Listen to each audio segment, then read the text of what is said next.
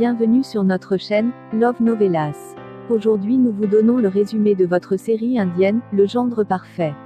Avant de commencer, si vous êtes nouveau, n'oubliez pas de vous abonner et d'activer la cloche de notification, pour ne pas manquer les prochains épisodes. Sid dit à Roshni qu'ils peuvent donner une bonne vie à une fille, et lui donner l'amour de ses parents. Il prononce le nom d'Yesha, tout le monde est choqué. Sid demande à Roshni de réfléchir, et lui dit qu'Yesha est celle qui peut remplir une place vide, dans leur vie et vice-versa. Ensuite, il dit qu'elle peut apporter le bonheur dans leur vie, et eux peuvent apporter le bonheur dans sa vie. Il dit qu'il veut l'opinion de tout le monde, surtout de Dédé. Dédé demande s'il a perdu la tête. Elle dit qu'il est devenu fou, et dit comment il peut faire ça. Saran dit que son intention est bonne, et demande comment il peut la prendre soudainement. Elle dit que Roshni a besoin de temps pour réfléchir. Sid dit qu'elle a raison de dire qu'un gros incident est arrivé dans leur vie, et dit que la vie continue. Il dit ensuite qu'il y a une énorme différence entre sa pensée et la sienne. Il dit qu'il ne sait pas si Roshni sera capable de concevoir dans le futur ou non, mais ils peuvent devenir parents maintenant. Il dit qu'il a vu Roshni heureuse avec Yesha. Sid dit qu'il y a une vie à venir pour Yesha. Puis, il dit qu'il croit tellement d'enfants dans la rue, et n'ont pas le temps de penser à eux.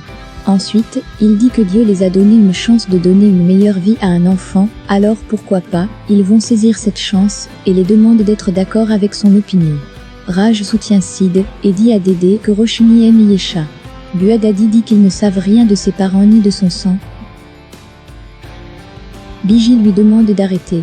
Nani Mahazi dit que leur gendre est la 8e merveille du monde. Elle dit que Sid favorise la fille qui est responsable de tout ça. Sid dit que s'il est la 8e merveille, alors elle est la 9e et la 10e merveille.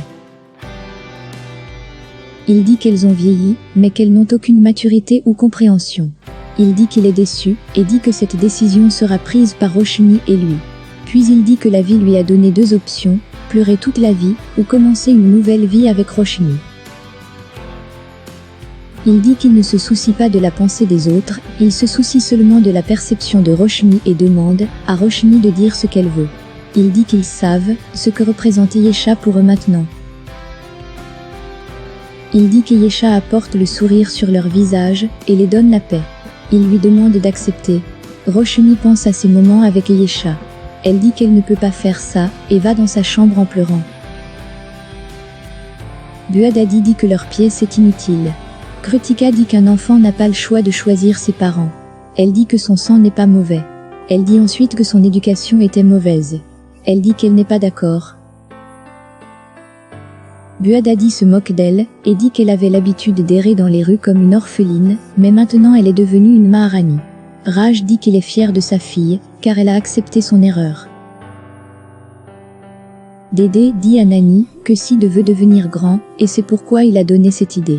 Raj dit qu'ils peuvent prendre leurs propres décisions, et que cela ne signifie pas qu'ils ne vont pas avoir leur propre enfant. Dédé demande si Roshni a ses propres enfants, et se demande si Roshni sera capable de donner le même amour à Yesha. De l'autre côté, Sid vient voir Roshni. Roshni pleure et dit qu'elle ne peut pas faire ça. Sid dit qu'il a vu l'amour pour Yesha dans ses yeux. Roshni dit qu'elle ne peut pas prendre soin de Yesha, comme elle n'a pas pu prendre soin de son propre enfant. Sid dit qu'elle ne peut pas en vouloir, car les circonstances sont responsables. Roshni dit que ce bébé était en elle, et qu'il était sous sa responsabilité. Sid dit qu'il est parti, et les a quittés. Elle pleure et dit que s'ils prennent la responsabilité d'Yesha, et qu'elle les quitte. Elle dit ensuite qu'elle mérite des parents, qui s'occupent bien d'elle, et dit qu'elle ne pourra pas s'occuper d'elle. Roshni pleure et serre Sid dans ses bras. Plus tard, Sid arrive à la maison de Yash et Samira. Il dit que Roshni a refusé l'adoption d'Yesha, car elle pensait ne pas pouvoir être une bonne mère, et ne pas pouvoir s'occuper d'elle.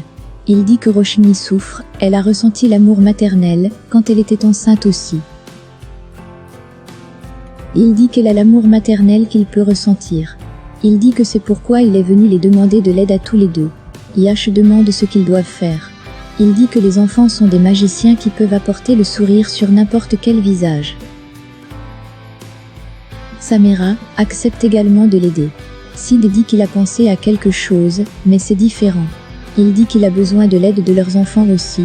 Yash demande ce qu'ils doivent faire. Pendant ce temps, Saran vient voir Dédé, et lui dit qu'ils vont à Londres pour un voyage d'affaires. Elle lui demande de ne pas s'inquiéter, car tout le monde restera à la maison. Elle lui demande la permission d'amener Roshni chez eux. Dédé demande s'ils vont tous les deux à Londres, et dit qu'elle ne fait pas confiance à Sid. Elle dit que Biji ne pouvait pas prendre soin d'elle, car elle est stressée émotionnellement, et est devenue faible et refuse de l'envoyer chez elle. Saran est d'accord avec elle, et dit que Sid peut prendre soin d'elle. Elle dit qu'elle veut que Roshni vienne heureuse chez ses beaux-parents. Buadadi est irritée. Au même moment, Samira rentre à la maison, et dit qu'elle a amené ses enfants pour un certain temps, car elle doit aller quelque part. Dédé demande ce qui ne va pas avec elle. Elle dit que s'ils peuvent garder les enfants de la rue, ils peuvent aussi garder les enfants de Samira pour un temps. Elle demande à Samira de rester.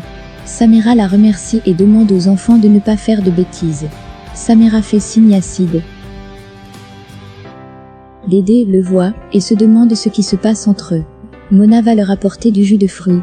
Sid dit qu'il va dans sa chambre pour un travail important et demande de ne pas le déranger. Saran est d'accord. La fille de Samira déchire le livre d'Eyesha. Eyesha appelle Roshni et demande à Amaya de ne pas déchirer son livre. Roshni l'entend et vient. Sid arrive. Roshni lui demande de faire quelque chose, car les enfants se battent. Sid dit que ce sont des enfants et demande comment il peut interférer entre eux. Le garçon tombe. Dédé arrive et gronde Eyesha pour avoir poussé le garçon. Elle lui demande de s'excuser auprès de lui. Eyesha refuse.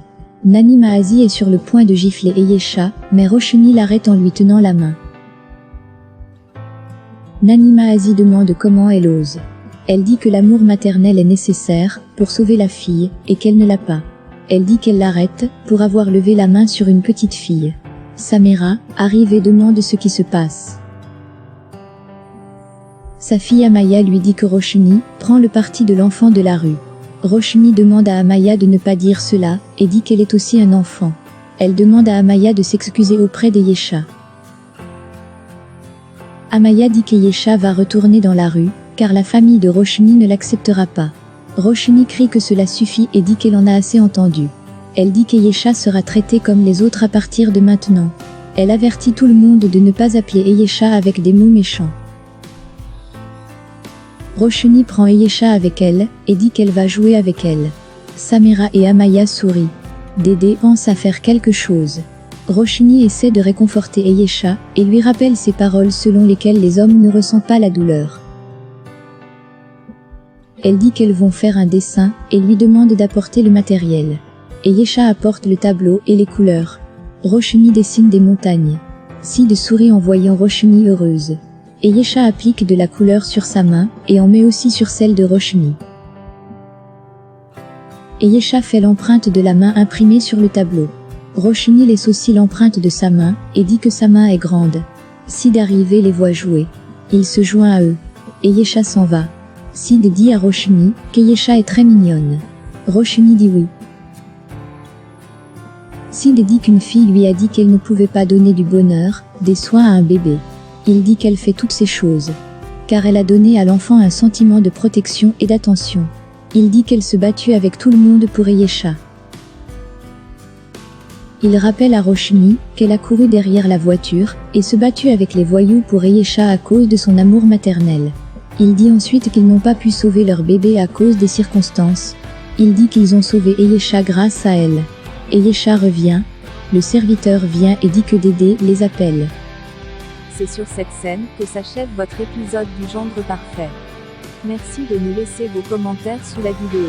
Likez la vidéo, abonnez-vous et activez la cloche de notification. À bientôt pour le prochain épisode.